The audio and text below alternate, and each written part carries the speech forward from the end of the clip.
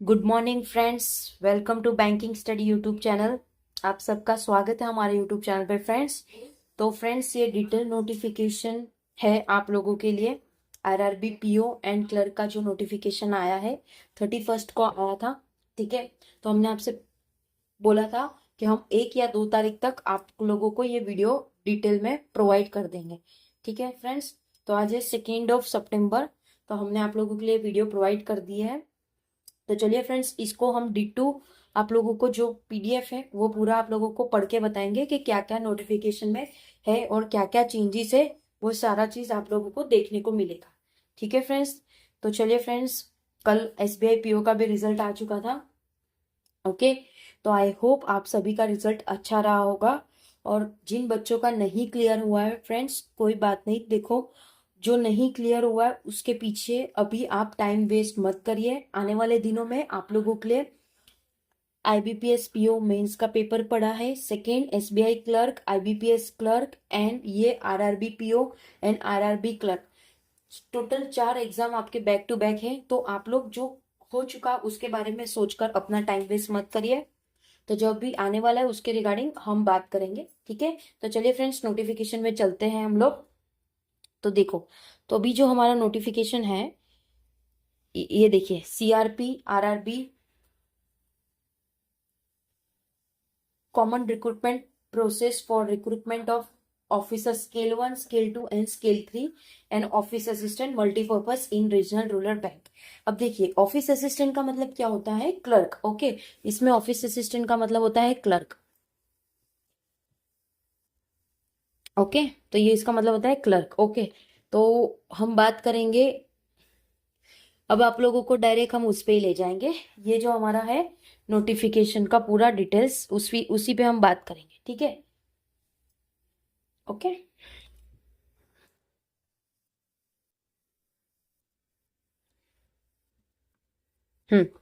चलिए, क्या लिखा है?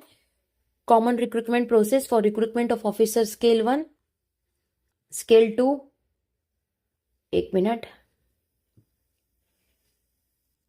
ठीक है, डन। ओके, चलिए, ओके, यहां से स्टार्ट करते हैं हम। Officer scale 1, scale 2 and officer office assistant multipurpose. Okay, उसके बाद क्या लिखा है यहाँ पे? आप लोगों का इंपॉर्टेंट डेट्स दिया हुआ है फ्रेंड्स। इंपॉर्टेंट डेट्स में कौन सा है? देखिए, ऑनलाइन रजिस्ट्रेशन जो आपका चालू है वो आपका कल से ऑलरेडी चालू हो चुका, यानी 1 सितंबर से आप लोगों का चालू हो गया है। और ये कब तक रहेगा? 21 सितंबर तक रहेगा। डन, तो ये तब तक रहेगा। और यहाँ पे आप लोगों को पेमेंट भी ऑनलाइन करना होता है। इसके जो एग्जाम्स हो गए प्री के, वो रहेंगे आप लोगों के नवंबर से दिसंबर में एग्जाम्स आप लोगों को रहेंगे। प्री एग्जाम का रिजल्ट जो रहेगा आप लोगों का दिसंबर से लेकर जनवरी के बीच में आएगा। उसके बाद मेंस एग्जाम, जो आप लोगों का मेंस एग्जाम रहेगा वो दिसंबर से फरवरी के बीच में रहेगा। ओके, उसके बाद देखिए, इसमें ना अलग अलग है। ऑफिस असिस्टेंट, फिर दूसरा आप लोगों का स्केल 2 भी होता है। ओके, स्केल 2 भी रहता है, राइट। तो इसका जो फाइनल अलॉटमेंट होगा वो आप लोगों का रहेगा कब तक का? फरवरी से लेकर मार्च के बीच में रहेगा। फरवरी से लेकर मार्च के बीच में रहेगा। ठीक है, 1 मिनट फ्रेंड्स। ये आप लोगों को इंडेक्स दिया रहता है फ्रेंड्स कि इसमें आप लोगों को कौन से पेज पे जाके आप लोगों को चीजें मिलेगी। तो आपको यहाँ पे क्लिक करना है, उसके बाद चीजें आप लोग यहाँ से देख सकते हो। अब हम आप लोगों को डिटेल नोटिफिकेशन बताएंगे, यानी पूरा पेज टू पेज बताएंगे। ठीक है, इंट्रोडक्शन है कि क्या कौन सी एग्जाम्स रहती है। इसमें आता है, देखो, office group A and group B. तो ग्रुप ए में कौन से आते हैं? Scale 1, scale 2 and scale 3 and group B में आता है ऑफिस असिस्टेंट, राइट। अब देखो यहाँ पे क्या दिया है? For the post of scale 1 and office assistant the examination will be of 2 tier. 2 tier का होगा, एक होगा online examination will be held in 2 phase, pre and mains. And for the post of office assistant multipurpose, candidate who qualify in online pre-examination and shortlisted will have to appear for online main examination. They will provisionally allotted on the basis of marks obtained by them in the online main exam and the actual vacancy reported by the RRB UT applied for. Okay, office assistant के लिए क्या होता है, आप लोगों का pre होगा, mains होगा, उसके बाद आप लोगों को अलॉटमेंट दिया जाएगा रिजल्ट आने के बाद। ठीक है, ऑफिस स्किल 1 की बात करें तो हाँ, देखिए ऑफिस स्किल 1 में क्या होता है आप लोगों का, कैंडिडेट हु क्वालिफाई, जो भी कैंडिडेट क्वालिफाई करेगा ऑनलाइन प्री एग्जामिनेशन, वो शॉर्ट लिस्टेड हो गए मेन एग्जामिनेशन का। मेन एग्जामिनेशन में शॉर्ट लिस्टेड होने के बाद उनको बुलाया जाएगा इंटरव्यू के लिए। ठीक है, ओके। अब ये देखिए, ये जो है जर्नलिस्ट ऑफिसर स्किल 2, ओके, ये किसके लिए, जो एक्सपीरियंस होते हैं उनके लिए। अभी इसमें से हो सकता है कोई एक्सपीरियंस वाले भी हो, तो वो जनरल बैंकिंग के लिए कर रहा हो, जनरल मैनेजर के लिए कर रहा हो, तो उसमें क्या क्या है, candidate will appear for single examination and shortlisted candidate in a single online examination will subsequently call for interview to be coordinated by nodal office. मतलब scale 2 and scale 3, generalist and specialist officer, उसमें आप लोगों का एक ही exam होगा, उसके बाद आप लोगों को इंटरव्यू के लिए बुलाया जाएगा। ठीक है, अब कोटो इंडेक्स ये सारा इंपॉर्टेंट नहीं है। हाँ, अब देखिए कि कौन सी, एक मिनट, हम्म, कौन सी नेम, और देखो table participated regional rural bank, जो भी पार्टिसिपेट कर रही है वो क्या है। जैसे हमारे गुजरात की बात करें तो गुजरात में है गुजरात ग्रामीण bank Vadodara Gujarati, present head office Baroda में है, राइट। बात करें आसाम की, आसाम ग्रामीण विकास बैंक गुवाहाटी इसका हेड ऑफिस है, आसामी और बेंगलोर, और ये सारी लैंग्वेज आनी चाहिए। ओके, याद रखना ये जो लैंग्वेज है, desired local language proficient as presented by the participated in the bank. तो ये चीजें आप लोगों को ध्यान में रखना है। ठीक है, कि आप जहाँ जहाँ के लिए अप्लाई करोगे वहां की आप लोगों को लैंग्वेज आना बहुत इंपॉर्टेंट है। बात करें हम जम्मू एंड कश्मीर, जम्मू कश्मीर ग्रामीण बैंक, उसके बाद जम्मू होना चाहिए, उसके बाद ये सारी लैंग्वेज आप लोगों को आनी चाहिए। बात करें महाराष्ट्र की, महाराष्ट्र ग्रामीण बैंक छत्रपति संभाजी नगर, मराठी आनी चाहिए। ओके, राजस्थान की बात करें तो राजस्थान ग्रामीण बैंक, उसमें हिंदी है, तो जहाँ हिंदी आप लोग वो भी अप्लाई कर सकते हो क्योंकि ऑलमोस्ट हिंदी सभी को आती है। एलिजिबिलिटी क्राइटेरिया क्या क्या है, एलिजिबिलिटी क्राइटेरिया देख लेते हैं क्या लिखा है। Candidate intending to apply for CRP RRB, eligibility criteria की बात करें तो candidate intending to apply for CRP RRB, जो भी आरआरबी के लिए अप्लाई करेगा, are advise to read the detail notification carefully and ensure that they fulfil the minimum eligibility criteria specified by IBPS in the notification speculated. Done है friends. तो ये आप लोगों को पूरा डिटेल्स जो होता है, एक बार आप लोग जब भी फॉर्म भरो तो एक बार पूरा नोटिफिकेशन खुद भी पढ़ लिया करो। अगर आप लोगों के पास टाइम नहीं है तो ऑलमोस्ट यूट्यूब पे सारे टीचर्स जो भी पढ़ाते हैं वो पूरा डिटेल में ही आप लोगों को बताते हैं, तो हमने भी आप लोगों को पूरा डिटेल्स में ही हम आप लोगों को बताएंगे। ओके, ओके, यहाँ पे क्या लिखा है देखिए, please note that the eligibility criteria specified here in the basic criteria for applying for the post candidate. Okay, okay, हाँ, देखिए क्या लिखा है, please note candidate must necessary produce the relevant document in original and photocopy in support of their identity and eligibility pertaining to category nationality.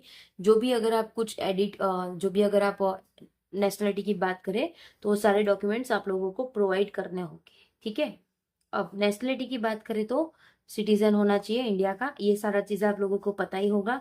अब as की बात करें तो डन, एज की अगर हम बात करें तो ग्रुप बी जो कि है ऑफिस असिस्टेंट के लिए है, जो ऑफिस असिस्टेंट के लिए है, देखिए जो ऑफिस असिस्टेंट के लिए उसमें क्या है, between 18 years and 28 years. Okay, उसमें क्या लिखा है, candidate should not have been born early, मतलब 2 सितंबर से पहले नहीं बॉर्न होना चाहिए, 1997 एंड लेटर देन 1 सितंबर 2007, बोथ डेट इंक्लूसिव।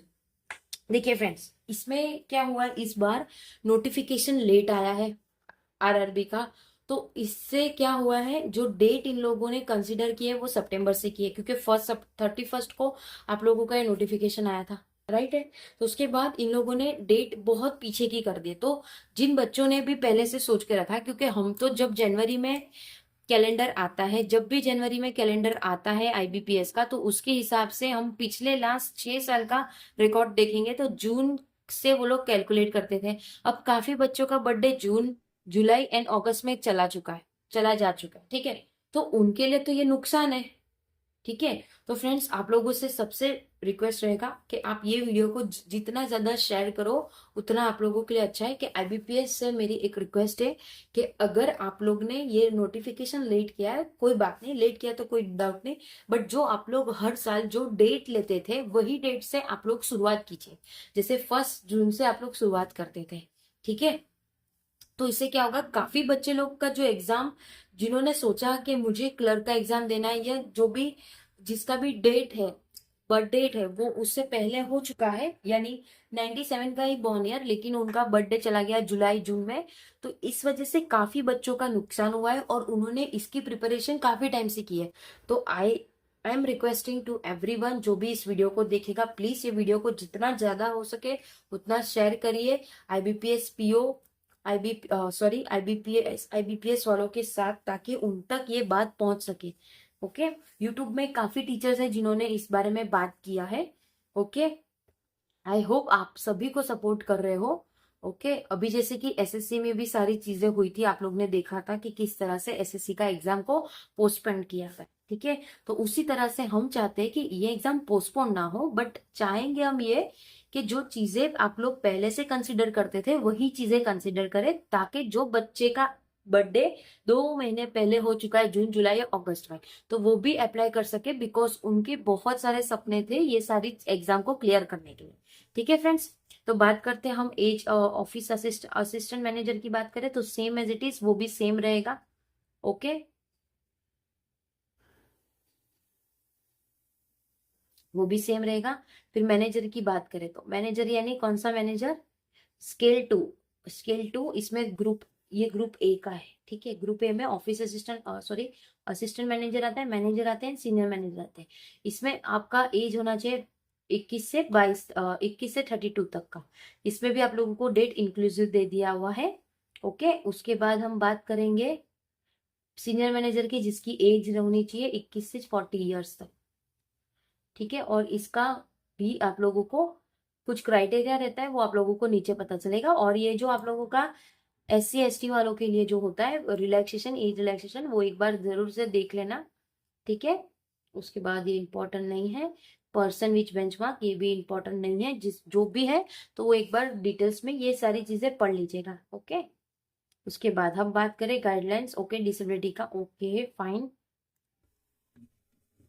जो इंपॉर्टेंट है फ्रेंड्स, हम आप लोगों को वो पूरा बताएंगे। डेफिनेशन ऑफ एक्स सर्विसमैन, ये जो एक्स सर्विसमैन होते हैं उनके लिए है। तो ये सारे क्राइटेरिया होते हैं, एक बार प्लीज आप लोग सभी लोग देख लेना, जो भी एक्स सर्विसमैन हो गए, सर एंड टीचर्स। ओके, उसके बाद इकोनॉमिक EWC का है ये। Okay, education qualification and post qualification experience. Okay, अब ऑफिस असिस्टेंट की बात करें तो इसमें क्या चीज है, bachelor degree in any discipline from a recognised university और इट्स इक्विवेलेंट, मतलब एक डिग्री होनी चाहिए हमारे पास। ओके, एक रिकॉग्नाइज्ड यूनिवर्सिटी से, proficient in local language as prescribed by the RRB participant, मतलब जो भी आरआरबी में है वो लोग अप्लाई, जो भी आरआरबी में, जैसे आप लोगों ने ऊपर देखा गुजरात से करो तो गुजराती, महाराष्ट्र करो तो मराठी आप लोगों को आनी चाहिए। ओके, और एक आप लोगों के पास कंप्यूटर नॉलेज थोड़ा बहुत होना चाहिए। असिस्टेंट मैनेजर के लिए क्या होना चाहिए, degree in any discipline from university और equivalent, preference will be given to the candidate having degree in agriculture. Okay okay, ठीक है। अब देखिए, जो भी असिस्टेंट मैनेजर के लिए करेगा तो उनको भी प्रेफरेंस मिलेगा अगर किसी की डिग्री ये सारी चीजों में है, जैसे agriculture, horticulture, forestry, animal husbandry, ये सारी चीजों से। ओके, अब बात करें officer scale 2 general banking officer manager, जिसमें bachelor degree in any discipline from a recognised university और its equivalent with the minimum of 50% mark in aggregate, preference will be given to candidate having degree in banking, finance, marketing, agriculture, horticulture, forestry. Okay, इसमें भी same as it is है जो ये वाला है। Okay, इसमें क्या होना चाहिए, 2 years and experience in bank और इंस्टीट्यूशनल। ओके, इसमें आपको 2 साल का एक्सपीरियंस होना चाहिए। ओके, बात करेंगे स्पेशलिस्ट ऑफिसर, जैसे कि SO होता है, information technology officer, bachelor degree from recognise electronic communication computer science, 50% marks होना चाहिए, 1 year in the relevant field. Chartered account की बात करें तो certified associated from the Indian instituted, 1 year chartered accountant होना चाहिए। लॉ ऑफिसर का ये पूरा डिटेल्स है, ठीक है। ट्रेजरी मैनेजर जो भी है उसका डिटेल्स यहाँ पे है। मार्केटिंग ऑफिसर उसका यहाँ पे है, एग्रीकल्चर उसका ये रहा, सीनियर मैनेजर का जो है उसका क्राइटेरिया देखिए, minimum 5 years experience as an officer in the bank financial institute. Okay, ये डिटेल से आप लोगों का। उसके बाद credit history, what is the meaning of credit history? Credit history का क्या मतलब है? That candidate applying shall ensure that, जो भी कैंडिडेट अप्लाई करेगा उनको एंश्योर होना चाहिए, they maintain a healthy credit history at the time of joining the participation of आरआरपीस। उनकी क्रेडिट हिस्ट्री अच्छी होनी चाहिए। The minimum credit score will be as per the policy of participating of RRB emit from time to time. Okay, अब this candidate who status, जिसका जो candidate क्या बोला है?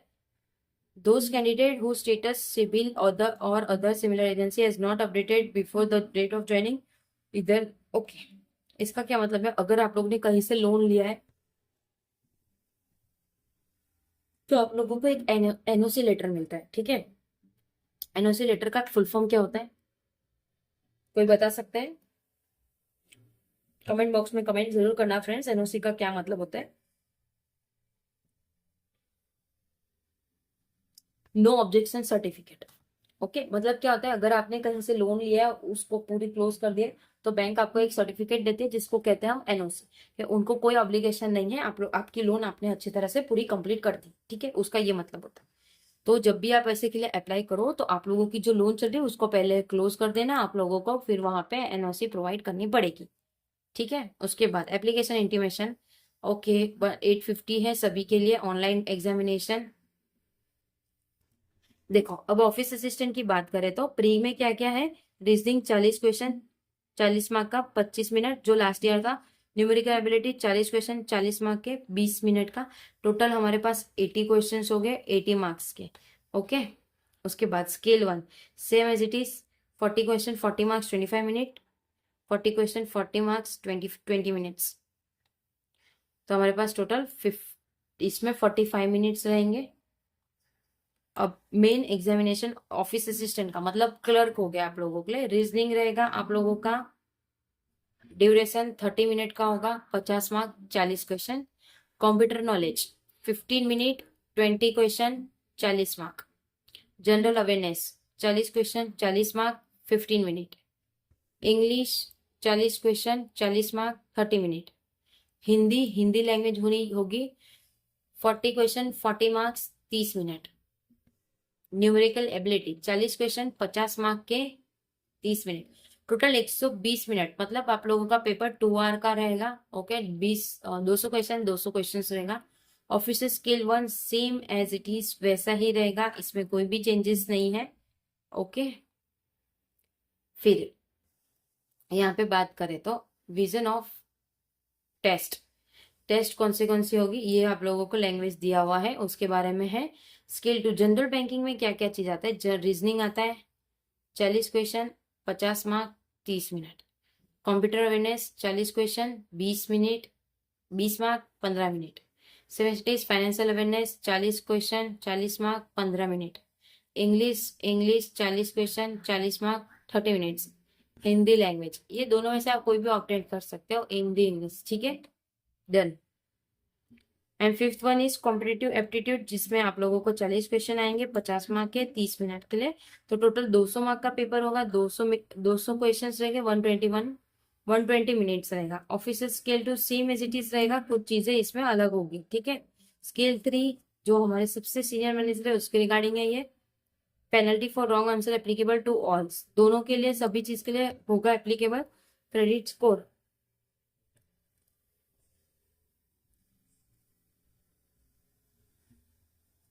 ओके, अभी यहाँ पे देख लेते हैं कुछ इंपॉर्टेंट है। मतलब इसका यही मतलब है कि नेगेटिव मार्किंग आप लोगों का रहेगा, right? Examination centre, pre exam PT, okay, interview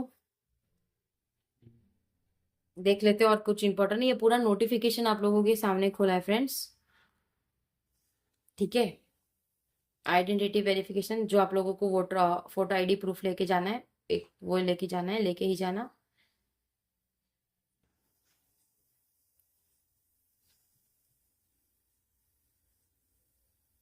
apply किस तरह से करना है वो पूरा डिटेल है प्रोसीजर।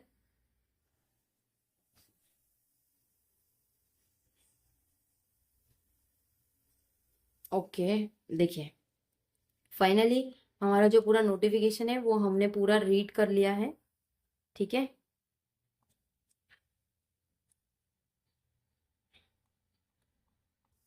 डन। यहाँ पे देखो आप लोगों को दिया है कि कौन सी बैंक है उसके बारे में पूरा है। देखो 156 गुजरात से है। महाराष्ट्र की बात करें तो where is Maharashtra, sorry friends. Maharashtra में आप लोगों के 40 वैकेंसी, आई थिंक 100 है, 100 वैकेंसी। जनरल के लिए 40 है, टोटल 100 है। एनआर का मतलब क्या होता है? Not reported. अभी तक वो बैंक ने रिपोर्ट नहीं की है अपनी वैकेंसी, ठीक है। ये डिपेंड है ऑफिसर स्केल टू। उसके बाद है जनरल बैंकिंग के लिए गुजरात ग्रामीण बैंक में टोटल 20 है। ओके, यहाँ पे ऑलमोस्ट 30 है। Okay fine, 166। राजस्थान में सबसे ज्यादा वैकेंसी है। ओके, तो आप लोग बिल्कुल देख सकते हो पूरा notification. Marketing officer, agriculture officer scale 3।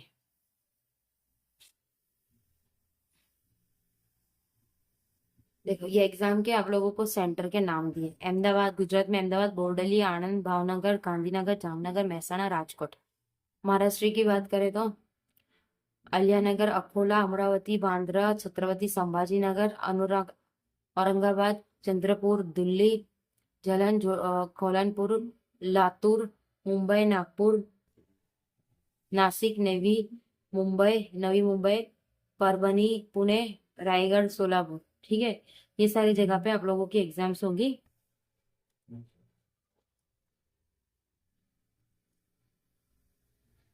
Okay, तो फ्रेंड्स हमने ये पूरा आप लोगों का नोटिफिकेशन रीड कर लिया है, ठीक है। ओके, एग्जाम्स के जो आप लोगों के डेट है फॉर्म के 1 से लेकर 21 तक चलेंगे। ओके, उसके बाद एग्जाम्स आप लोगों की जो होगी नवंबर से होगी, ठीक है। नवंबर से होगी। तो फ्रेंड्स ये पूरा डिटेल नोटिफिकेशन था आप लोगों के लिए। 13,000 प्लस की वैकेंसी आई है। फॉर्म आप लोग भर देना, ओके। या 1-2 दिन आप वेट कर लेना, फॉर्म आप भर लेना। अगर किसी को डाउट हो तो वो बिल्कुल पूछ सकते हैं हमसे। जो भी डाउट हो आप लोग पूछ लीजिएगा, ठीक है फ्रेंड्स। और अपना ख्याल रखिए, अच्छे से स्टडी करिए। मिलते हैं शाम के वाले फजल वाली सीरीज में, ओके। और आई होप आप लोगों को डिटेल नोटिफिकेशन पूरा समझ में आ गया होगा, ठीक है। तो चलिए फ्रेंड्स, बाय, टेक केयर। जय हिंद, जय भारत फ्रेंड्स।